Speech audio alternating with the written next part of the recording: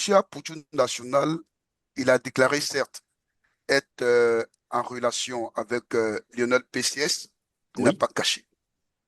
Il a également déclaré connaître la société avec son gérant, la société vers laquelle Monsieur Lionel PCS s'était tourné pour l'acquisition d'un véhicule. Il n'a pas caché. Il a dit, il a été constant devant le juge d'instruction. Je ne savais pas que Lionel PCS prenait des paris sportifs, ou du moins se portait aux côtés d'organisateurs de paris sportifs, surtout que... Salut à toutes et à tous, soyez la bienvenue sur cette chaîne. Depuis plusieurs jours, l'affaire impliquant Apoutou National et Lionel PCS enflamme la toile. Mais au-delà du buzz et des jugements rapides, une question essentielle se pose. Où s'arrête l'opinion publique et où commence la vérité judiciaire? Sur ce plateau, Maître Abdoulaye Ben Mété livre une analyse sans filtre, remettant en cause certaines idées largement relayées en ligne. Donc restez scotchés. Dans l'affaire Apoutou National, le parquet reste ferme. L'État de Côte d'Ivoire et la partie civile réclament plusieurs milliards de francs CFA. L'accusation dénonce des paris illicites et des circuits financiers dangereux, appelant à une réponse judiciaire forte pour protéger le pays. Écoutons à ce propos Maître Ben Méité, l'avocat de l'accusation.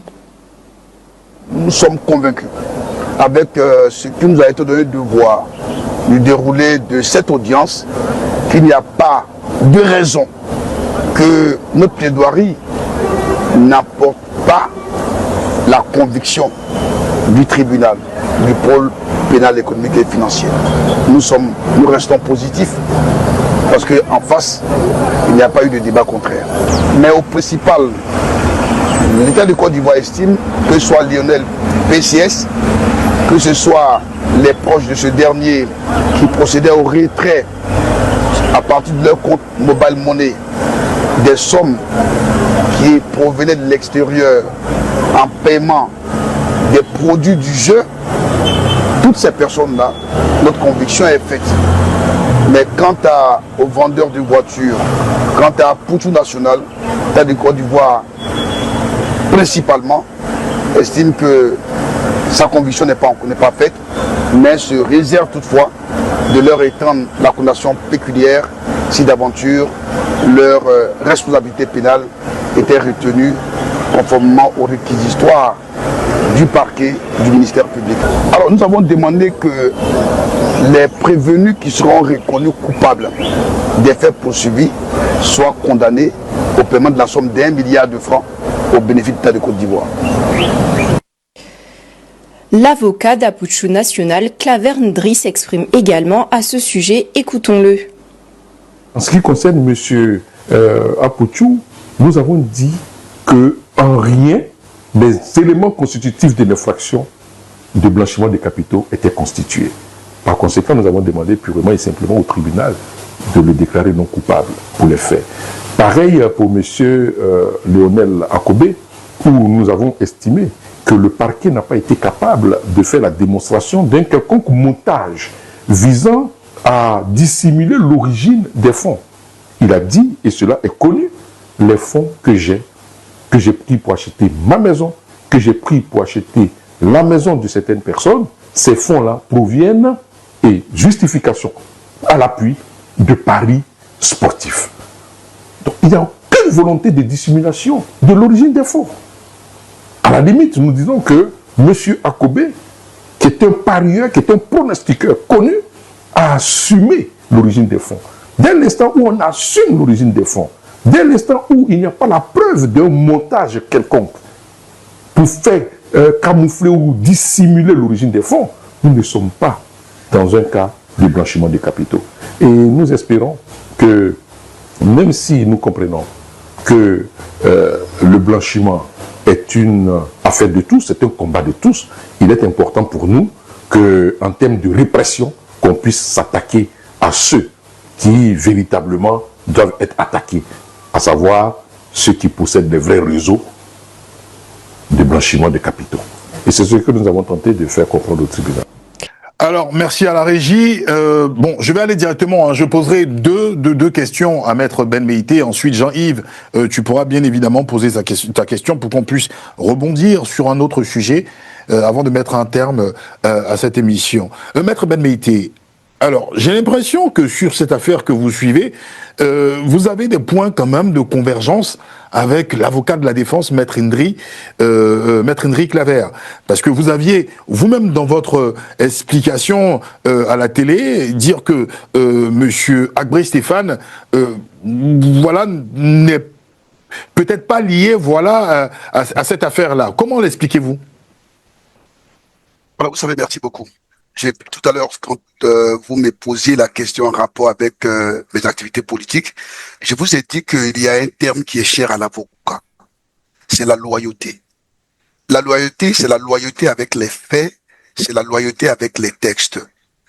J'ai estimé au cours du procès que c'est vrai que ça peut choquer que M. Apoutou National brandisse dans le cadre effectivement de ses activités de buzz, puisse brandir des liasses importantes, de billets de banque. Ça a certainement choqué, moi-même ça m'a choqué. Mais est-ce que cela devait suffire effectivement à mettre à sa charge l'infraction de blanchiment qui avait été retenue par le juge d'instruction contre lui? Alors, je suis allé dans un postulat. Principalement, M. Apoutou National, il a déclaré certes être en relation avec Lionel PCS, il n'a pas caché. Il a également déclaré connaître la société avec son gérant, la société vers laquelle M. Lionel PCS s'était tourné pour l'acquisition d'un véhicule. Il n'a pas caché. Il a dit, il a été constant devant le juge d'instruction. Je ne savais pas que Lionel PCS prenait des paris sportifs, ou du moins se portait aux côtés d'organisateurs de paris sportifs, surtout que il y a plusieurs sites sur lesquels il jouait. Et parmi ces sites, il y a bien entendu des sites qui sont agréés. Donc, en pareille circonstance, je me suis posé la question de savoir si l'élément intentionnel en relation avec Apoutou était suffisamment caractérisé pour le charger et réclamer à son encontre des dommages et intérêts pour le compte de mon client d'État de Côte d'Ivoire. Donc, j'ai estimé a priori que les éléments qui sont en ma possession ne permettaient pas de dire et d'affirmer mordicus que M. Agbré Stéphane pouvait être retenu dans les lignes de la prévention, du moins qu'il y avait une faute délictuelle qui pouvait être retenue à son encontre. Donc, principalement. Vous savez, quand vous conseillez partie civile, vous avez aussi l'obligation de mener à bien la mission que votre client vous a confiée, mais dans le respect des règles qui gouvernent votre métier. Je ne suis pas un chasseur de primes. Je ne veux pas de l'argent pour de l'argent. Mais je reste attaché effectivement aux valeurs qui caractérisent la noble profession, la noble corporation à laquelle j'appartiens. Merci, Maître Ben Meïté. Après Jean-Yves. Jean-Yves, doué assez rapidement, parce que le temps vous est parti. On aurait bien voulu rester toute l'après-midi, hein, comme avec Maître Kakou. Vous savez, quand les avocats s'expriment, c'est effectivement. Effectivement, alors, ta question. Moi, je vais revenir sur ce que vous avez dit tout à l'heure, parce qu'en fait, on vous a entendu dire que, quand on vendeur de voiture est à Apoutou National, la conviction du tribunal n'est pas faite, mais non, pas la conviction du tribunal. La conviction du conviction. Oui. De l'État de Côte d'Ivoire. Oui, la conviction de l'État de Côte d'Ivoire n'est pas faite. Donc, mais en fait, je n'arrive pas à comprendre. La conviction n'est pas faite, mais le réquisitoire de 7 ans de prison ferme, ça a été fait par qui alors, dans ce cas? Non. Alors, vous savez qu'il faut connaître comment un procès fonctionne. Voilà, il y a des actes. Justement, ouais, je vais expliquer. Sur les réseaux, vous savez, voilà, les gens confondent l'État avec l'institution qui est en charge de la poursuite. Même tout à l'heure, le journaliste qui a fait le reportage, il s'est trompé. L'avocat de l'accusation. C'était une méprise. Je ne suis pas l'avocat de l'accusation. Je suis l'État de Côte d'Ivoire, partie civile, une partie au procès. Il y a le ministère public dont le procureur, son rôle, c'est de poursuivre l'infraction. Il y a les parties civiles qui estiment que l'infraction qui va se muer en faute délictuelle leur a causé, du moins leur ont causé effectivement des préjudices en réparation desquels ils sont libres de prétendre effectivement à une compensation financière, pécuniaire. Donc, c'est à ma qualité de partie civile que j'ai estimé qu'au principal, c'est-à-dire a priori, rien du dossier me permet effectivement de dire que Apouchou ait commis une faute délictuelle. Donc, en d'autres termes, qui doit être retenu dans les lignes de la prévention pour l'infraction qui est mise à sa charge, à savoir le blanchiment de capitaux. C'est vrai qu'il a détenu les sommes, qu'il a même brandi. C'est vrai que la loi sur le blanchiment parle de détention. Mais cette détention, dans quelles circonstances cette est opérée? Encore et surtout que, et il a indiqué que ces sommes provenaient d'une infraction pénale, surtout que Lionel PCS roulait déjà carrosse avec des voitures, donc de sorte que payer une voiture de 120 millions ne paraît pas surprenant en ce qui le concernait.